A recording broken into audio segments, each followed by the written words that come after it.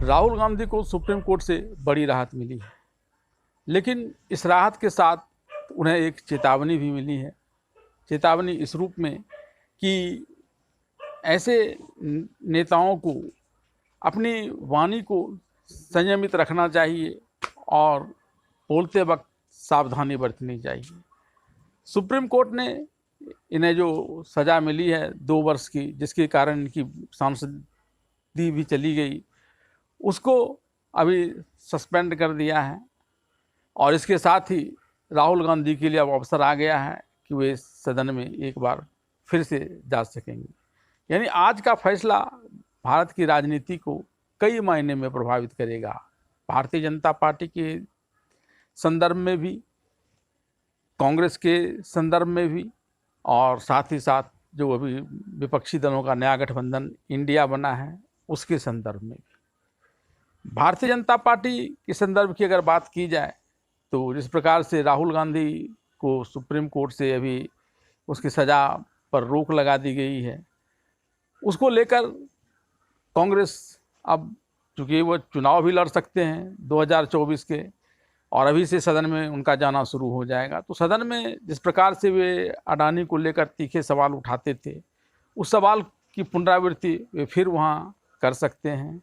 और साथ ही साथ जगह जगह पर अपने भाषणों में, खास करके राजस्थान, मध्य प्रदेश, छत्तीसगढ़, तेलंगाना और मिजोरम में जो चुनाव इस वक्त होने वाले हैं, वहाँ भी इसका प्रभाव देखने को मिलेगा, क्योंकि कांग्रेस तब बखूबी इस बात को कह सकेगी कि एक षड्यंत्र के तहत भारतीय जनता पार्टी ने राहुल गांधी को फंसाया था और वह विभिन्न एजेंसियों, यहाँ तक कि न्यायिक प्रक्रियाओं में भी दखलंदाजी करती है। खास करके गुजरात का कोर्ट का उदाहरण वे लोग दे सकती हैं, और कई प्रकार से लोगों के मन में प्रधानमंत्री नरेंद्र मोदी के विरुद्ध राहुल की छवि को चमका सकते हैं। और इसमें कोई दो मत नहीं कि वो ऐसा करेंगे। तो जो 4 राज्यों के चुनाव होने वाले हैं, उसका पर इस फैसले का एक बड़ा प्रभाव पड़ेगा।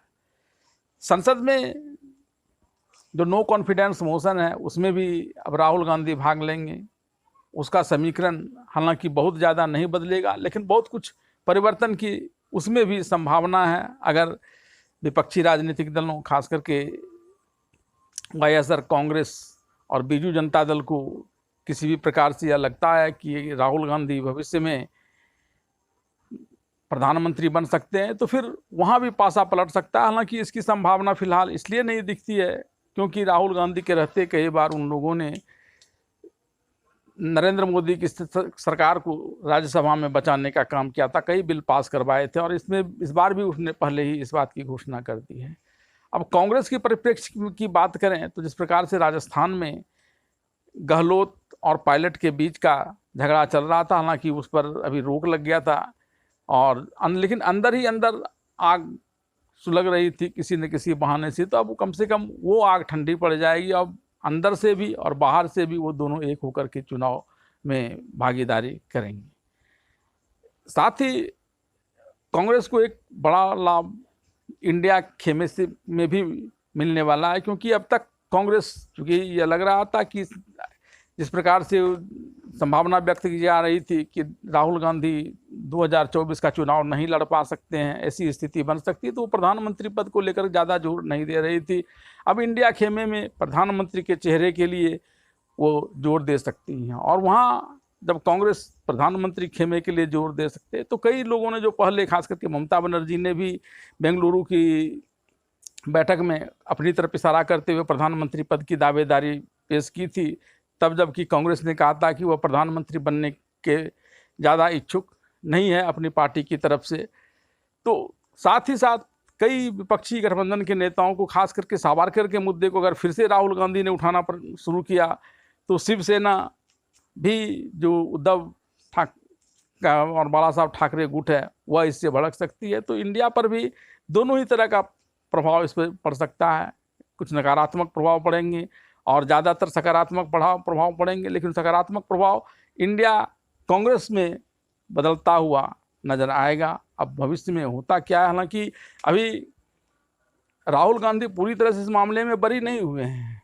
वो पूर्णेश मोदी इस मामले में अभी लोअर कोर्ट में जाएंगे, जैसा कि सुप्रीम कोर्ट ने कहा है, और वहाँ इसकी यथार्थता को सिद्ध करेंगे कि किस प्रकार से 2 वर्षों की सज़ा दी गई। क्योंकि एक आपत्ति यह भी सुप्रीम कोर्ट ने किया था कि 2 वर्षों की सज़ा ही क्यों देगी, जिसके कारण उनकी सांसद की सदस्यता चली गई और जो लोगों ने अपने जनप्रतिनिधि चुने थे उनका भी अधिकार छीना गया।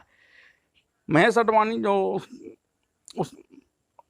महेश जेठमलानी जो पूर्णेश मोदी के वकील हैं, उन्होंने कहा है कि ये सारी बातों के लिए उनके पास जगह है। और अंतर सिर्फ इतना रह गया कि पिछली निचली अदालतों ने, हाई कोर्ट ने इस बात का खुलासा नहीं किया कि 2 ही वर्ष की सज़ा वो क्यों दे रहे हैं। अब नए फैसले में इन सारी बातों की जगह दी जाएगी और फिर ये 2 वर्षों के फैसले को जायज़ ठहराने का प्रयास किया जाएगा। अब आगे होता क्या है, यह देखना दिलचस्प होगा।